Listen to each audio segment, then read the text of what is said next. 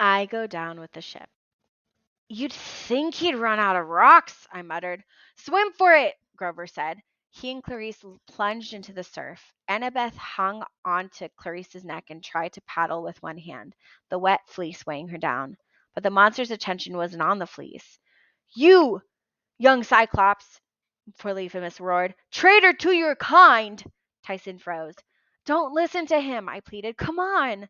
I pulled Tyson's arm, but I might as well have been pulling a mountain. He turned and faced the older Cyclops.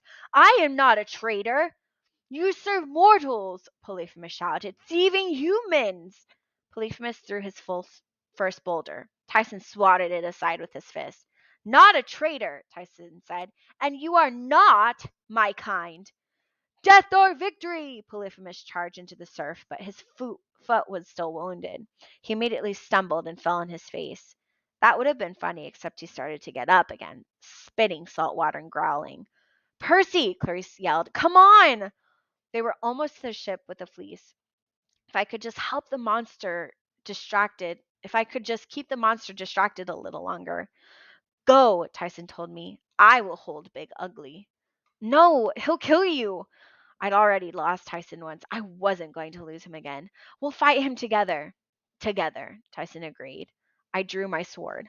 Polyphemus advanced carefully, limping worse than ever, but there was nothing wrong with his throwing arm. He checked his second boulder. I dove to one side, but I still would have been squashed if Tyson's fist hadn't blasted the rock to rubble. I willed the sea to rise. A 20-foot wave surged up, lifting me on its crest. I rowed toward the Cyclops and kicked him in the eye, leaping over his head as the water blasted him into the beach. Destroy you, Polyphemus sputtered. Fleece stealer! You stole the fleece, I yelled. You've been using it to lure satyrs to their death. So? Satyrs good eating! The fleece should be used to heal. It belongs to the children of the gods.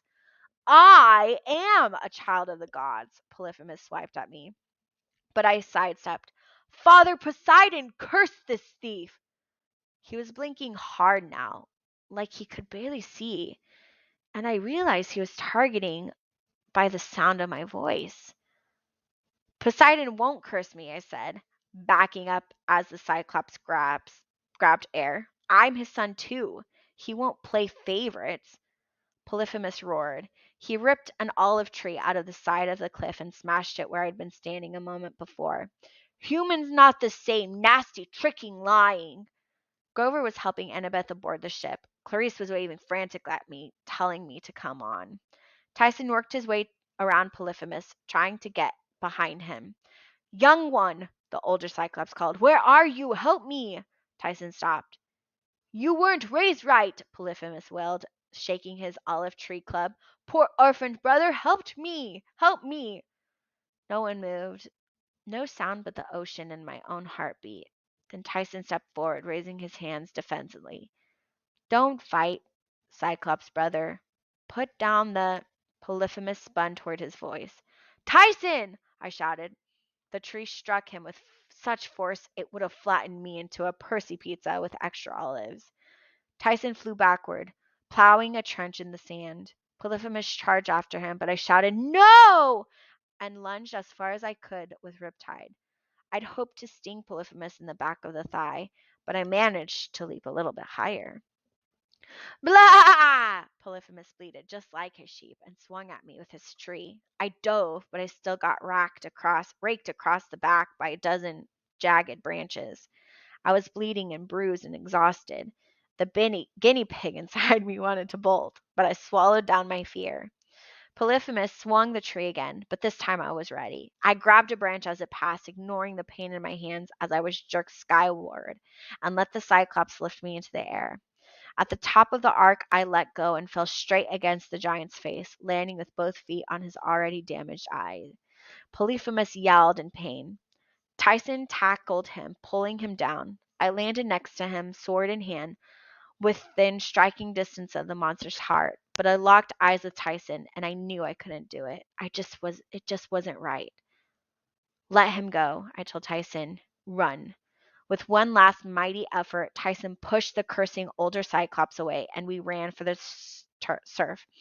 I will smash you, Polyphemus yelled, doubling over in pain, his enormous hands cupped over his eye.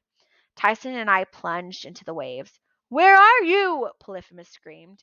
He picked up his tree club and threw it into the water. It splashed off to our right.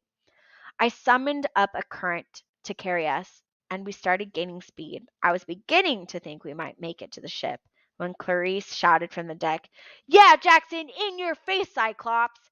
Shut up! I wanted to yell. Roar! Polyphemus picked up a boulder. He threw it toward the sound of Clarice's voice, but it fell short, narrowly missing Tyson and me. Yeah, Clarice taunted. You throw like a wimp. Teach you to try marrying me, you idiot. Clarice, I yelled, unable to stand it. Shut up! Too late. Polyphemus threw another boulder, and this time I watched helplessly as it sailed over my head and crashed through the hull of the Queen Anne's Revenge. You wouldn't believe how fast a ship can sink. The Queen Anne's Revenge creaked and groaned and listed forward like it was going down a playground slide. I cursed, willing the sea to push us faster, but the ship's masts were already going under. Dive! I told Tyson, and another rock sailed over our heads. We plunged underwater. My friends were sinking fast, trying to swim, without luck in the bubbly trail of the ship's wreckage. Not many people realize that when a ship goes down, it acts like a sinkhole, pulling down everything around it. Clarice was a strong swimmer, but even she wasn't making any progress. Grover frantically kicked with his hooves. Annabeth was hanging on to the fleece, which flashed in the water like a wave of new pennies. I swam toward them, knowing that I might not have the strength to pull my friends out. Worse, pieces of timber were swirling around them. None of my power with water would help if I got whacked on the head by a beam. We need help, I thought. Yes, Tyson's voice, loud and clear in my head. I looked over at him, startled. I'd heard nereids and other water spirits speak to me underwater before, but it never occurred to me. Tyson was the son of Poseidon. We could communicate with each other. Rainbow, Tyson said. I nodded, then closed my eyes and concentrated, adding my voice to Tyson's. Rainbow, we need you. Immediately, shapes shimmered in the darkness below. 3 horses with fish tails galloping upward faster than dolphins. Rainbow and his friends glanced in our direction and seemed to read our thoughts. They whisked into the wreckage and a moment later burst upward in a cloud of bubbles. Grover, Annabeth, and Clarice each hanging to the neck of a hippocampus. Rainbow, the largest, had Clarice. He raced over to us and allowed Tyson to grab hold of his mane. His friend who bore Annabeth did the same for me. We broke the surface of the water and raced away from Polyphemus's island. Behind us, I could hear the Cyclops roaring in triumph. I did it! I finally sank nobody! I hoped he never found out he was wrong. We skimmed across the sea as the island shrank to a dot and then disappeared. Did it, Annabeth muttered in exhaustion. She slumped against the neck of the hippocampus and instantly fell asleep.